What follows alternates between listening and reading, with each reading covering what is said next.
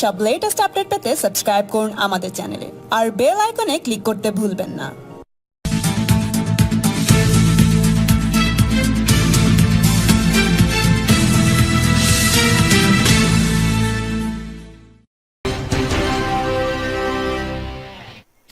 প্রিয় দর্শক, আপনাদেরকে আরো একবার স্বাগত জানাচ্ছি। আমি সুলতানা রহমান, আপনারা দেখছেন টাইম ব্রেকিং এবং আমাদের সঙ্গে আছেন রাবেয়া সুলতানা রুবি, যিনি সম্প্রতি সময়ে সালমান শাহ হত্যা নাকি আত্মহত্যা করেছেন এই প্রশ্নটি নতুন করে ফিরিয়ে এনেছেন এবং কথা বলছি তার সঙ্গে। যে আপনি বলছিলেন যে মানে আমাদের সঙ্গে দর্শকরা যারা আছেন এবং তারা বারবারই জানতে চাচ্ছেন একটি প্রশ্ন তাদের, যে আপনি এতদিন পরে কেন বলছেন সালমান শাহকে হত্যা করা হয়েছে। একটি প্রশ্ন কিন্তু সবাই জানতে চাচ্ছে, এই একটি প্রশ্ন।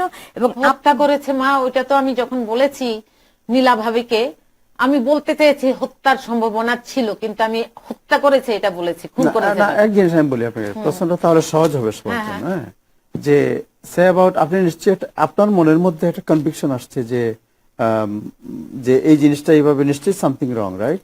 আপনার মনের মধ্যে কি উদ্রেক হয়েছে এবং কোন তাগিদ থেকে আপনি কথাগুলো বলেছেন, এই জিনিসটা একেবারে সহজভাবে বলতে পারেন। সহজভাবে বলি, যখন সমস্ত কিছু মিলালাম, 2 2 4 4 4 5 এরকম সমস্ত ঘটনা বলি, যে ওই বছর থেকে আরম্ভ করে এত বছরে আমার হাজবেন্ডের অ্যাক্টিং, বা আমার ভাই মারা যাওয়ার পর আমার হাজবেন্ড কি রিয়েক্ট করেছে, সমস্ত কিছুগুলি চিন্তা করে আমার এরকমই মনে হয়েছে যে এটা খুনের সম্ভাবনা। আপনি কি মনে করেন আপনার হাজবেন্ড জানে এই খুনের, যদি খুন হয় বা কোনো চক্রান্ত হয়, এই চক্রান্তের ব্যাপারে আপনার হাজবেন্ড ইনভলভ আপনি মনে করেন?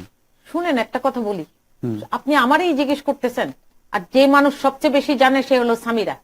ওরে তো কেউ জিজ্ঞেস করে না, ওকে জিজ্ঞেস করলেই তো সব বের হয়ে যায়। তো আপনি কি চান যে সামিরাকে আমাদের গোয়েন্দা সংস্থা যারা আছে, পুলিশের গোয়েন্দা যারা এটা ইনভেস্টিগেশন করছে, তাদের আপনি কি মনে করেন যে তারা পর্যাপ্ত জিজ্ঞাসাবাদ তাকে করছে না? দুনিয়ার সব জায়গায় মনে হয় যে কোনো একটা আনন্যাচারাল যদি ডেথ হয়, প্রথমেই কিন্তু হাজবেন্ড বাই ওয়াইফের সাসপেক্ট মানা হয়। এই ব্যাপারে মানা হলো না, বা কথাবার্তা ঠিক মতো, আমার কাছে মনে হয় যে ঠিক মতো তদন্ত হয়নি। আপনার কাছে মনে হয়েছে?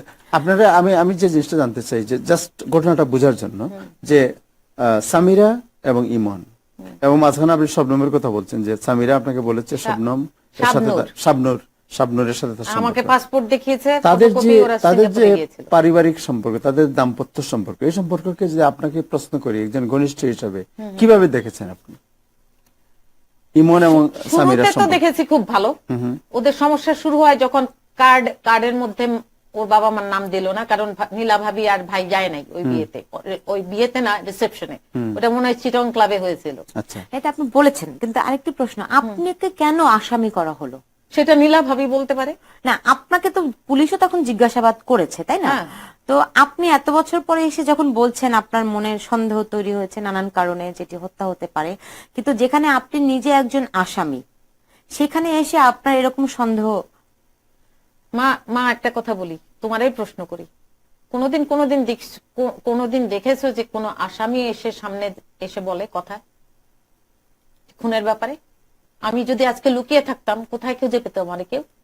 আমি যদি নিজের থেকে আমার ঠিকানা না দিতাম, ফোন নাম্বার না দিতাম, কে খুঁজে পেত আমারে? কোথায় খুঁজতো মানুষ? তুমি খুঁজে পেতা? পুলিশ খুঁজে পেত?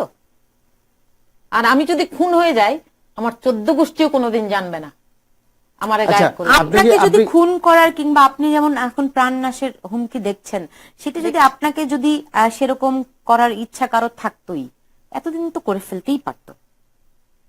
করতে পারতো মা, খুব সহজে পারতো, কিন্তু সিচুয়েশন ওদের ফেভারে যায় নাই। এটা আত্মহত্যা বলে চালানো জন্য একটা সিচুয়েশন ক্রিয়েট করার দরকার আছে।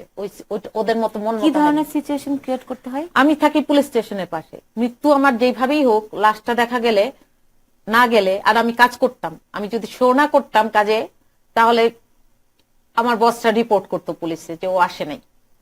এটাও একটা বিরাট ফ্যাক্টর ছিল। আর আমি কাজই করতাম, আমি কিন্তু ছুটি পাই নাই। এই 15 বছর আমি খালি কাজই করেছি।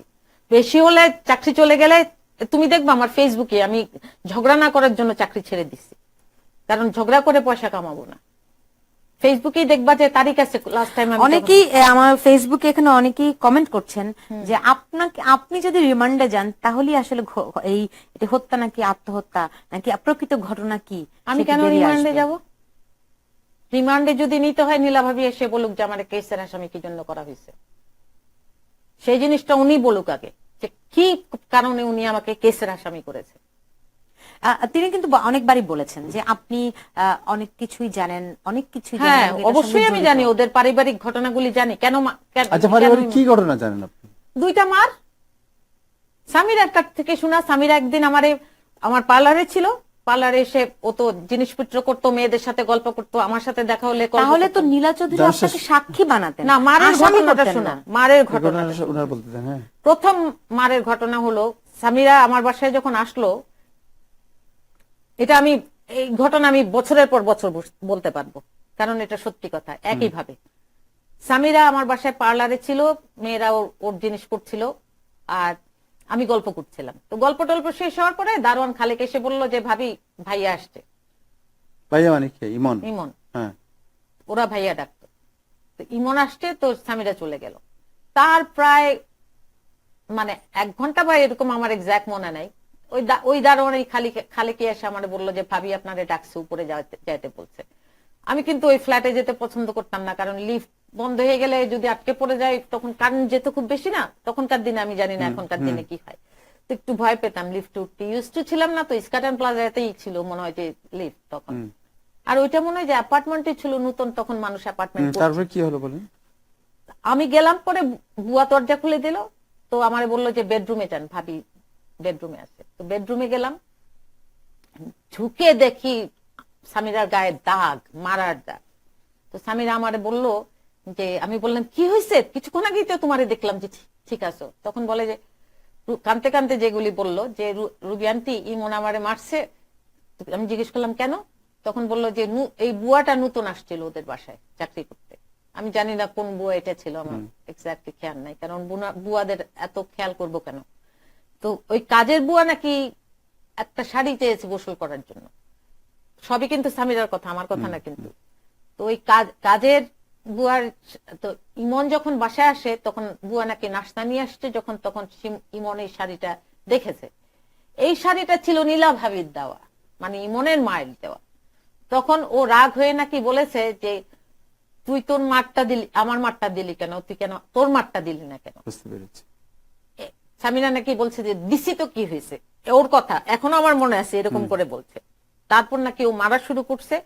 আর ওর ডেসক্রিপশনে, সামিরার ডেসক্রিপশনে এমনই মেরেছে যে ওর নাকফুল নাকি ফুলে পড়েছিল। এগুলি আমার কথা না, ওর মুখের কথা।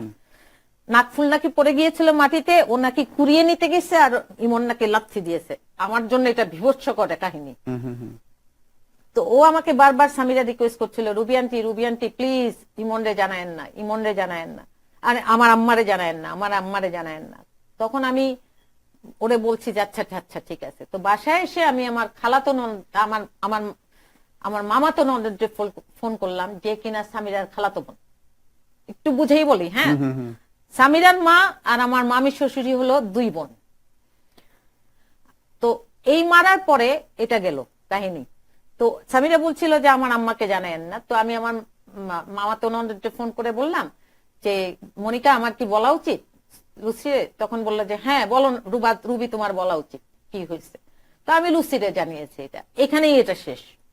আমার ইমনের সাথে দেখা হয়েছে, ইমন আসছিল বাসায় একবার, মানে সামিরারে নেওয়ার জন্য। তা আপনি কি মনে করেন যে ইমন যেমন সন্দেহ করা হচ্ছে, বেসিক্যালি যদি কনক্লুশন বলি, সন্দেহ করা হচ্ছে যে ইমনের পরিবার যারা, তারা সন্দেহ করছেন যে ইমন আত্মহত্যা করেনি, তাকে হত্যা করা হয়েছে, এবং সামিরা এবং আরো কিছু লোক ইনভলভের সাথে স্ট্রেট যদি আপনি। হ্যাঁ, এটা তো আমি জানি বছরের পর বছর। আর এটাকে আমি খণ্ডাতে চেয়েছি এই জন্য যে পোস্টমর্টম রিপোর্ট তো ভুল দিতে পারে না। বুঝতে পেরেছেন আমার কথা? কারণ ও এত জনপ্রিয় একটা নায়ক ছিল, হসপিটালে নিলে যতই চিল্লাচিল্লি করুক, কোন মানুষ ওর পোস্টমর্টমে ভুল দিবে? যতই বলা হয়েছে, আমার ঠান্ডা মাথায় পোস্টমর্টমে কি এসেছে? আত্মহত্যা। ইনভেস্টিগেশনে আসছে আত্মহত্যা, তো আমিও বলছি আত্মহত্যা। আচ্ছা, এখন একজন প্রশ্ন করেছেন, খায়রুল হাসান, যে আপনি আসলে কি সালমান শাহর বিচার চান নাকি আপনার ভাই? না, রুমি শেষ, রুমির চ্যাপ্টার ক্লোজ হয়ে গেছে। রুমি যেদিন মারা গেছে সেদিনই আমরা জানি যে এটা নর্মাল ডেথ না। আমার ভাইয়ের মরা শেষ, যেদিন কবর দেওয়া হয়েছে শেষ, কারো প্রতি কোনো ক্ষোভ নাই। এখানে আমার ইন্টেনশন একটা জিনিসই, যে সালমান শাহর মৃত্যু তদন্ত হচ্ছে, ইনফরমেশন দেওয়া দরকার, এটাই আর কিছু সেটি না। তো আপনি গোপনেও তদন্ত কর্মকর্তাদের কাছে দিতে পারতেন, অনেক উপায় কিন্তু আপনার ছিল। কার সাথে যোগাযোগ করব? আরে আমি তো আজকে শিখার জন্য আমি একটা মাথা 5 ওয়াক্ত নামাজ পড়ার জায়গায় পেয়েছি মাথা গুজার, না হলে তো তোমরা দেখতে যে আমি এখন রাস্তার মধ্যে হয়তো ভিক্ষা করতেছি, খালি হাতে চলে আসছি এক কাপড়ে বের হয়ে আসছি জানের ভাই। আচ্ছা, আপনি বলেন তো, আপনার শিশুবেলা, আপনার জন্ম তো কুমিল্লাতে, রাইট? হ্যাঁ হ্যাঁ, তারপরে আপনি কি করতেন কুমিল্লায়? কুমিল্লায় তো বিধবার জীবনী আব্বা দেখতো। আচ্ছা, তারপরে ঢাকা আসছেন আপনি। আব্বা ভালো রাখতো, নিচের তলায় 2টা রুম নিয়ে আমাদের মা ছেলেদের আপনার যত্ন আব্বা নিত। কি করতেন? আব্বা আমি ঢাকায় আসছি, আমার আব্বা এমপি ছিলেন অনেক বছর দাউদকান্দির। দাউদকান্দির এমপি ছিলেন? কোন হ্যাঁ, পার্টি থেকে? ওনার রাজনীতি শুরু হয়েছিল খন্দকার মুশতাকরে দিয়ে। আচ্ছা, লিবারেশনের আগে আমার বাবা ছিলেন এমপিএ, আর খন্দকার মুশতাক ছিলেন এমএন অর এমসেন, আমি ছোট ছিলাম তারপর আমার মনে আছে। আচ্ছা, তো স্বাধীনতার পরে যে আমার বাবা আর মোস্তাক সাহেবের নীতির সাথে আমার বাবার যায় নাই, তো উনি তখন জাসদে যোগ দেন। আচ্ছা, জাসদে যোগ দেওয়ার পরে শেখ সাহেব মারা গেলেন, আব্বা জেলও খেটেছেন তখন জাসদ করার জন্য। আমাদের বাসায় আসতেন আসমা আব্দুর রব, আসতেন আব্দুল জলিল, আসতেন। তো ওনাদের রাজনীতি আমি দেখেছি কাছ থেকে কিছুটা। এবং আপনার প্রথম হাজবেন্ড ছিলেন? আমার প্রথম হাজবেন্ড ছিলেন যে জিয়াউর রহমানের মার্ডার কেসে 12 জন অফিসারের ফাঁসি হয়েছিলেন।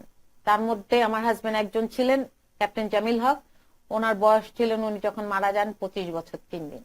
25 বছর 3 দিনে ওনাকে হত্যা মানে ফাঁসি দেওয়া হয়। আপনি এখন আর কি করতে চান? আপনি তো এরপরেও কি আর কোনো স্টেটমেন্ট আপনি দিতে চান? তোমাদের এই ইন্টারভিউ দেওয়ার পরে যদি ইনভেস্টিগেশনের লোকের আমার সাথে কথা বলে, অবশ্যই আমি আছি। তবে ফিলাডেলফিয়াতে এই মুহূর্তে ফেরত যাব না মা, নিজের লাশ বানানোর কোনো ইচ্ছা নাই। এখন আপনি কি করতে চান? আপনি কি এখানকার একটা কোনো চাকরি থানায়, চাই এখানে, আর একটা মাথা গোজার ঠাই চাই, এটাই চাই। সেটা তো আপনি এখানে যে পুলিশ স্টেশনে গিয়ে বললে, কিংবা এখানে যে এটা তো social- এখানের পুলিশের এটা কোনো ইন্টারেস্ট নাই। ওরা আমাকে অলরেডি, আমি কথা বলেছি যে পুলিশের এখানকার আসলে এখানকার যে সিস্টেম, আপনি তো দীর্ঘদিন ধরে এখানে আছেন, সিস্টেম কি বলে যদি কেউ না, না, নিরাপত্তা আমি জানি বোধ কি করে? বলে, কারণ পুলিশই আমাকে বলেছে যে এটা ওদের টপিক না। এটা ওরা আমারে কনসুল জেনারেলের অ্যাড্রেস নিজের হাতে লিখে দিয়েছে যে এখানে যাও। আমার ফোন ছিল না, তো ওদের ফোনেই ওরা গুগল সার্চ করে অ্যাড্রেস বের করে আমাকে লিখে দিয়েছিল যে কনসুলেট জেনারেল অফিস হলো এখানে, তুমি শনিবারে, এটা বলছে মানডেতে যেও। আপনি কি যাবেন সেখানে? না, আপনি কি গিয়েছি তো আমি 2 বার। হ্যাঁ, আপনি সেটা বলেছেনও, কিন্তু আমি যেটা জানতে চাচ্ছি যে উনি যেহেতু নিরাপত্তাহীন বোধ করছেন, তো এখানকার আইনে উনি কিভাবে, কি ধরনের প্রতিকার চাইতে পারেন? কিছু না, কিছুই করবে না আইনে আমারে কিছু মা। না, এখানে যেটা করতে পারেন, উনি যে নিরাপত্তার অভাব বোধ করেন, ওনার জীবনের হুমকি অনুভব করেন, তাহলে পুলিশকে বলতে পারেন, পুলিশের নোটিফাই করতে পারেন। উনি যদি হোমলেস হন, ওনার বাড়ি থাকার না থাকে, তাহলে হোমলেস শেল্টারের আশ্রয় উনি চাইতে পারেন যে আমাকে। শোনো, বাট এগুলো আমি বলি একটা জিনিস। হ্যাঁ, বলেন। আমেরিকান লতে যে আমি আমার হাজবেন্ডের সাথে ভালো মতোই সংসার কাটিয়েছি, এমন না যে আমি ভালো বউ ছিলাম না বা কিছু না। আমার হাজবেন্ড একমাত্র, আমি 2-1 বার হসপিটালে গিয়েছি, এছাড়া কোনো কিছুই প্রমাণ করতে পারবে না যে হ্যাঁ আমি খারাপ বউ ছিলাম। পুলিশের কাছে নালিশ করেছি ওর নামে অনেক, কিন্তু কোনো কাজ হয়নি। তো পুলিশ আমার এই নিরাপত্তা দেওয়ারও কিছু নাই। আমি নিউ ইয়র্কে চলে আসছি, এতটুকু জানি যে আমেরিকান নাগরিক হিসেবে রাস্তায় হেঁটে কাজ খুঁজবো মা, কিন্তু ওই বাড়িতে ফেরত যাওয়া এত সহজ না এখন, বুঝছো? রাস্তায় হেঁটে কাজ খুঁজবো, জায়গাও একটা আল্লাহ নিশ্চয়ই মিলায় দিবে। যখন আসছি, শিখা যদি আমার হাত না ধরে দিত, আল্লাহ আমার একটা ঠাই দিয়েছে, তো বাকি জীবনও আল্লাহ কোনো না কোনো ভাবে চালিয়ে নিবে। যে আপনি দর্শকরা যেটা জানতে চাচ্ছে, আপনি খুবই আবেগ আপ্লুত হয়ে আপনার প্রথম যে স্টেটমেন্টটা দিয়েছিলেন, সেখানে বলেছিলেন যে নীলা ভাবি ইমন আত্মহত্যা করেনি, হত্যা হয়েছে। তোমার প্রশ্নের উত্তর আমি তোমার থামিয়ে দিয়ে বলছি। আমি একটা মহিলা যে কিনা আইসোলেটেড ছিলাম 15 ইয়ার্স, সব মানুষ থেকে, কোনো বাঙালির সাথে কথা বলতে পারি নাই, কারোর সাথে দাওয়াতে যাই নাই, কোনো কিছু করি নাই, গাড়ি চালাতে জানি কিন্তু গাড়ি নাই, ড্রাইভিং লাইসেন্স আছে কিন্তু গাড়ি নাই। কারণ আমার গাড়ি কেনার পয়সা থাকলেও, পয়সা রোজগার করলেও আমি সংসারের পিছনেই ব্যয় করেছি। আমার হাজবেন্ড আমাকে কোনো পয়সা দিত না, কোনো অসুবিধা ছিল না, কোনো অসুবিধা ছিল না। মেয়ে লোক হিসাবে সংসারের শান্তি রাখাই আমার দায়িত্ব ছিল, বাচ্চাদের দিকে তাকিয়ে। করে গেছি। এখন এত বছর পরে আমি আমার সংসারে দাও লাগালাম কেন? কেন? কেন সেই প্রশ্নটা আমি তোমারে করতেছি, কেন? উত্তরটা তো দিবেন আপনি। কিছু জিনিস আমার বাবা শিখিয়েছিল, নীতি, ভালো কথা, সত্য কথা বলা। ইনভেস্টিগেশন যখন চালু হয়, এটা যখন আবার চালু হয়, আমি ফেসবুকে দেখতাম, কিছু কিছু কমেন্টও করতাম। হ্যাঁ, পরে যে আমার মনে হলো যে আসামি নাম্বারে যখন আমি আসি, কিছু যদি আমি জানি, এই ঘটনা জানার পরে যে পোটলার ঘটনাটা, এটা তো আর কেউ জানে না, জানতো না আগে, আমি না বলার আগ পর্যন্ত। এই জিনিসটা জানানো উচিত ইনভেস্টিগেশনে, আর আমার সামনে আসা উচিত। আমি চুপ করে বসে থাকলে ফিলাডেলফিয়াতে কেউই আমারে খুঁজে পেত না। আপনার এই স্টেটমেন্ট গুলোর পরে আপনার ছেলে, এই যে পুটলি সংক্রান্ত, আপনার ছেলে কি বলছে? ছেলেরা আমি জিজ্ঞেস করি নাই অ্যাকচুয়ালি যে ও এটা টেস্টিফাই করবে কি না, এটা ওর মর্জি। আমার মর্জি হলো যে আমি এই কথাটা বলবো। কিন্তু সে কি আপনার সঙ্গে তার আর কোনো কথা হয়নি এটা নিয়ে, যে আপনি এইটা যখন জানাচ্ছেন, বলছেন, তখন সে আপনাকে বলেন যে কেন আপনি বলেছেন, কিংবা তার কি সন্দেহ, ওটার মধ্যে কি থাকতে পারে? না, এই ভিডিওর পরে ও আমার ভিডিওর পরে ওই জায়গাতেই সে আমার ফ্রেন্ড লিস্টে ফ্রেন্ড রিকোয়েস্ট পাঠিয়েছিল, আমি এটা অ্যাকসেপ্ট করেছিলাম। আবার কুমকুম ভাই যিনি ওই যে ইমনের মামা, কুমকুম সাহেব। শুনেন, যারা এটারে হত্যা করতো না, সবাই বলে, আমি ভাবলাম যে সবাই পাগল। কেন জানেন?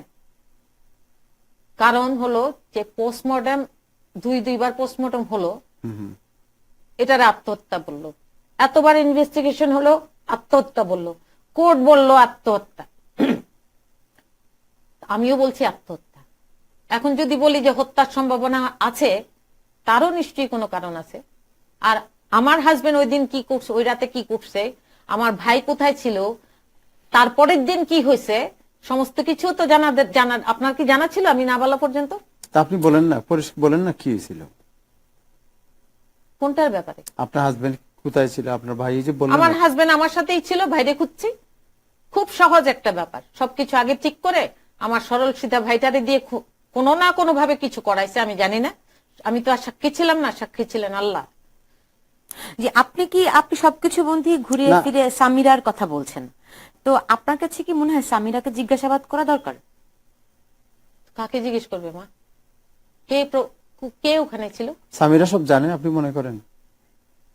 যা হয়েছে ওই তো জানে, আর কে জানে? ও কেন কথা বলে না? ওকে হত্যা করার কারণ কি, উদ্দেশ্য কি, কেন সালমান শাহকে কেন? এটা তো ভাই আমি জানি না, একমাত্র ইনভেস্টিগেশনের করলেই তো মানুষ জানতে পারবে। না, আপনার তো একটা আইডিয়া আছে, যে যেমন ধরেন আমার সাথে আপনার শত্রুতা আছে। আমি কোনো আইডিয়াতে যাব না, কারণ কি বলে এটারে, অনুমানের উপর ভিত্তি করে কথা বলো না। না, যেমন সামিরা মনে করেন তার ওয়াইফ, সামিরার সাথে আরেকজন লোকের সম্পর্ক ছিল, ওর ইন্ধনে হত্যা হতে পারে, অথবা সামিরাকে ও মেরেছে প্রতিশোধ নেওয়ার জন্য হত্যা হতে পারে, কত অথবা কিছুই হতে পারে। হ্যাঁ। তবে ওরা তো সুখী ছিল না, এটা আমি জানি। আচ্ছা, ওদের সুখের সংসার ছিল না। ইমন ওরে দ্বিতীয়বার মেরেছে ওর চরিত্র খারাপ হওয়ার জন্য। আর এটা নিয়ে একটা মিটিং হয়েছিল, নীলা ভাবি ছিল, ভাই ছিল, জেনারেল শওকত ছিল, ওই মিটিং এ কয়েকজন পরিচালক ছিল, ইমন ছিল। ইমনের বিরুদ্ধে তার কোনো অভিযোগ ছিল সামিরার?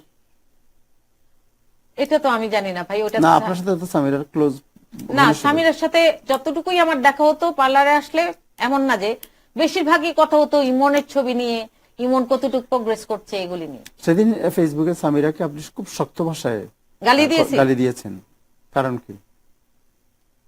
কোন মেয়ে এরকম করে হাজবেন্ড মারা গেলে পিছে পিছে দৌড়ায় না? কি রহস্য যে দুইটা ফুপুর বাসায় থাকতে ঢাকা শহরে তোমার প্রতিবেশীর বাসায় থাকতে হয়? What is year future? আপনার ভবিষ্যৎ পরিকল্পনা কি করবেন আপনি এখন? এই যে কথা বললাম, তারপর যে কালকাতা থেকে চাকরি খুঁজবো আর বাড়ি খুঁজবো, আপনারা সাহায্য করেন। বাংলাদেশে ফিরে যাবেন আপনি কখনো? আর এই মুহূর্তে তো জানি না, ভাগ্যের কথা তো জানি না, ফিউচারের কথা যদি জানতাম তাহলে তো হতো। বাংলাদেশে আপনার আত্মীয় স্বজন কারা আছেন? নিজের বলতে তো দুইটা বোন আছে, এই জানি। আচ্ছা আচ্ছা, আর কেউ ওদের সাথে যোগাযোগ আছে? আরো মানুষ আছে যাদের নাম বলতে চাই না। আচ্ছা, আর কারোর সাথেই কোনো যোগাযোগ নাই। ছোটটার সাথে আছে, আচ্ছা, ছোটটার সাথে মাঝে মাঝে ফোনে কথা হয়, দেখি না 14 বছরের মতো। আপনি যে একবার মাঝখানে একবার কথা বলছিলেন যে অনেক জীবনটা খুব উশৃঙ্খল ছিল, এখন উশৃঙ্খল কি ছিল? আমি মদ খাওয়া ধরেছিলাম, তারপরে এটা বাদ দিছেন এখন? হ্যাঁ। আজকে তো আপনাকে আমরা নামাজ পড়তে দেখলাম। নামাজই তো আমাদের বাঁচিয়ে রাখছে, কোরআন শরীফ পড়াই তো বাঁচিয়ে রাখছে, আল্লাহই তো বাঁচিয়ে রাখছে। এখন আপনার যে লাইফস্টাইল কেমন, কি করেন আপনি? নামাজ পড়ি, কোরআন শরীফ পড়ি, কাজ করি, রান্না করি, ঘুমাই। আচ্ছা, আচ্ছা, আচ্ছা। আমার মনে হয় এই প্রশ্ন ভুলে গেছি, বাজার করি, আমি শপিং করতে খুব পছন্দ করি, আচ্ছা, আচ্ছা। আমি ডিজাইনার ক্লোথ পড়তে পছন্দ করি, দামি দামি কাপড়।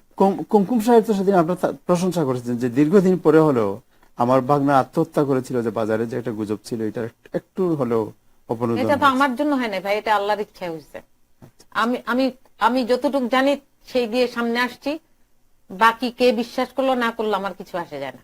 মানে আপনি মূল, যদি আমি শেষ করব, আমি যদি মূল বিষয়টা এরকম করে বলি যে এই ঘটনাটি হত্যা নাকি আত্মহত্যা আপনি নিশ্চিত নন, কিন্তু আপনি আবেগের বশে এটিকে হত্যা বলেছেন। কিন্তু আপনার ছেলে আপনাকে একটি ঘটনার কথা বর্ণনা করায় আপনার মনে সন্দেহ জেগেছে যে এটি একটি হত্যাকাণ্ড হয়ে থাকতে পারে, আত্মহত্যা নাও হতে পারে। ঠিক আপনি আসামি হওয়া সত্ত্বেও আপনি এটি মনে করেছেন যে এটি সবাইকে জানানো প্রয়োজন, বিশেষ করে সালমান শাহর মা নীলা চৌধুরীকে বিষয়টি জানানো প্রয়োজন, এটি আপনি বলেছেন। কারণ কিন্তু পরে ভাবি, আমিও তো মা, আমি এই জি, ঘটনাটা আমি বুঝতে পেরেছি আপনি পুরো ঘটনাটার সঙ্গে খুব আবেগ তাড়িত হয়ে গেছেন এই শেষের একটি ঘটনার আপনি জানতে পেরে। সেই সঙ্গে যদি বলি, আপনি পরবর্তীতে যে বক্তব্যগুলো ঠিক এই অবস্থানের উল্টো মানে বক্তব্য দিয়েছেন, আপনি নিজেকে মানসিক ভারসাম্যহীন বলে দাবি করেছেন, অনেক কিছু, কিন্তু অনেক ঠিক বিপরীত ধর্মী বক্তব্য আপনি দিয়েছেন, উনি তো সেটি বলছেন এটার জন্য হাজবেন্ড এটা ওনাকে চাপের আপনারা করেছে। চাপ না, এত চাপ না, সুন্দর করেই বলেছে যে যা হয়েছে পিছনের দিকে এগুলি ভুলে যা, এখন থেকে ফেসবুকে বলে দেয় যে তোর একটু মেন্টাল প্রবলেম আছে, তাহলে সবকিছু শেষ হয়ে যাবে, সমাধান আমরা হয়ে যাবে, সামনে আগাই এটি যাই। ভেবেছিলেন। এবং আমি যদি শেষ করি, তা হচ্ছে কি আপনি এটি হত্যাকাণ্ড নাকি আত্মহত্যা, সেটি আপনি একটি সুষ্ঠু তদন্ত দেখতে চান, এবং যদি তদন্ত কর্মকর্তারা প্রয়োজন মনে করে যেন আপনার সঙ্গে যোগাযোগ করলে আপনি সাক্ষ্য দিতে, আপনি যতটুকু জানেন আমার ততটুকু, সব কথা মনে আছে যে আলহামদুলিল্লাহ। সাহায্য সহযোগিতা আপনি করতে চান, কিন্তু বাংলাদেশে গিয়ে আপনি কোনো সাক্ষ্য দিতে চান না নিরাপত্তাহীনতার জন্য। আমি অনেক বছর যাই না তো, অ্যাকচুয়ালি আমি দেশ সম্বন্ধে কিছুই ধারণা নাই। জি, আমরা বুঝতে পেরেছি, এই তো আপনার মূল বক্তব্যটি। এবং আপনি মানসিক ভারসাম্যহীন নন, অবশ্যই না, কেউ এবং প্রমাণ করুক আপনি- তো দেখি। জি, এবং আপনি আর হীরা ভাই যেটা বলেছে, উনি কেমন করে জানে যে আমি আমেরিকাতে যদি ট্রিটমেন্ট নিয়ে থাকি, উনি কেমন করে জানে আমার সম্বন্ধে যে আমি মানসিক ভারসাম্যহীনতায় ভুগছি? আরেকটা জিনিস বলি, উনি কোন একটা ইন্টারভিউতে আমি শুনেছি উনি বলেছে যে আমার হাজবেন্ডের সাথে আমার ডিভোর্স হয়ে গিয়েছে। প্রমাণ করুক তো দেখি ডিভোর্স হয়েছে। জি, এরকম অনেক কথা আসলে চলছে। আমরা আপনাকে স্টুডিওতে আপনি আসছেন, আমরা আপনাকে অনেক ধন্যবাদ জানাই, অনেক কৃতজ্ঞতা জানাই। এবং আপনি আবেগতাড়িত হয়ে এক এক সময় এক এক রকম বক্তব্য দিয়েছেন, কখনো মানসিক চাপে পড়েও সেটি আরে আমাদের কাছে। শুনো মা, এত কেঁদেছি যে চোখ দিয়ে আর এখন পানি আসে না। জি, যেন আবু তাহের, আপনার কোনো প্রশ্ন থাকলে আমরা শেষ করব। জি, আপনাকে অনেক ধন্যবাদ আবু তাহের, এবং আপনাকে অনেক ধন্যবাদ। ভবিষ্যতে যদি আপনার কিছু বলার থাকে টাইম টেলিভিশনে আপনি আসবেন এবং আমরা আপনার অবশ্যই, ইনশাআল্লাহ। কথা প্রচার করব। প্রিয় দর্শক, এই ছিল আমাদের আজকের টাইম ব্রেকিং এ। নিশ্চয়ই অন্য কোনো দিন অন্য কোনো বিষয় নিয়ে আপনাদের সঙ্গে আবারও দেখা হবে। আপনারা সবাই ভালো থাকুন, সুস্থ থাকুন এবং অবশ্যই নিরাপদে থাকুন। সব লেটেস্ট আপডেট পেতে সাবস্ক্রাইব করুন আমাদের চ্যানেলে আর বেল আইকনে ক্লিক করতে ভুলবেন না।